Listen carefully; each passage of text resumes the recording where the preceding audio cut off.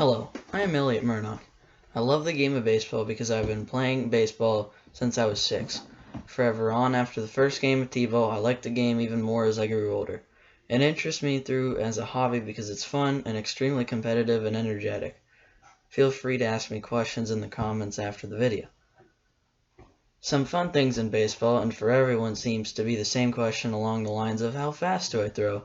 And it's very fun when people try to pitch and see how fast they throw. I throw anywhere from 65 to 70 miles an hour when I pitch.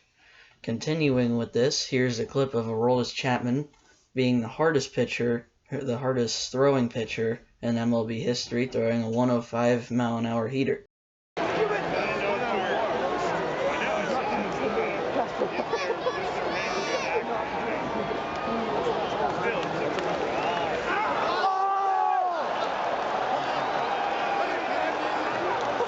Wow. That's hysteria. Here's another funny one.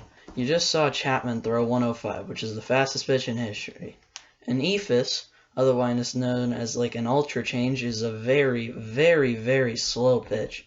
It is typically thrown out of pure fun if the game isn't a close one or it just doesn't mean much.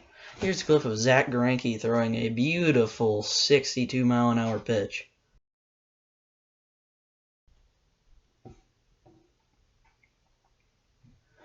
So, I've done pitching, but what about hitting, you ask?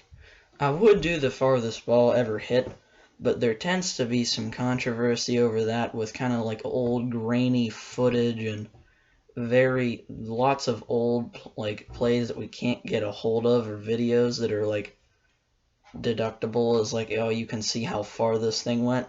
But I can tell you, because of recent cool additions known as StatCast MLB, it tracks things like the exit velocity off of the bat. The fastest one off the bat, which actually happened recently, April 25th, was 120 miles an hour off of Giancarlo Stanton's bat. In MLB, we've changed a lot. We've gone from gambling problems, PEDs, also known as steroids, cork bats, and most recently, though yet technically not proven, juiced up baseballs. Here's one stereotypical problem. Coming from a fan's perspective, let's use the term you. Games can be very long and very boring. Sometimes a scandal, not meaning the term too harshly, can spice a game up. The average time of a game in 2020 was 3 hours and 41 minutes. Just no. We don't want to see that. Even I don't want to see it.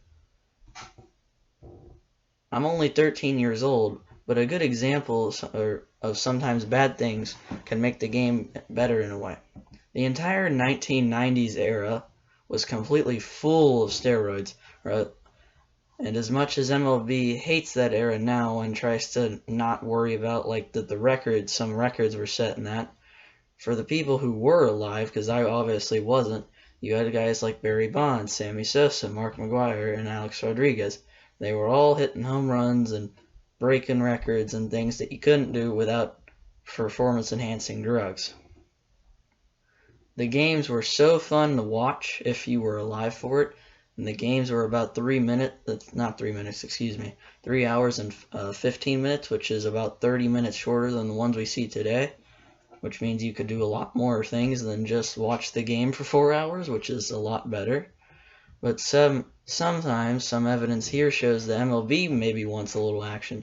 In 2020, home run rate, which is how much the home runs get hit, and BABIP, batting average on balls in play, all went up a lot.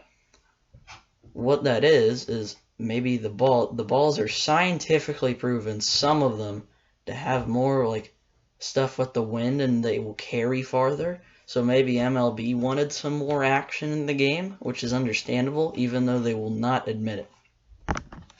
I know not all of this was history, but I don't like the idea of just telling you in a weird and kind of dry voice about the facts that I researched. I wanted to make it fun. I also wanted to say that baseball has always been enjoyable for me, and I hope it is for you.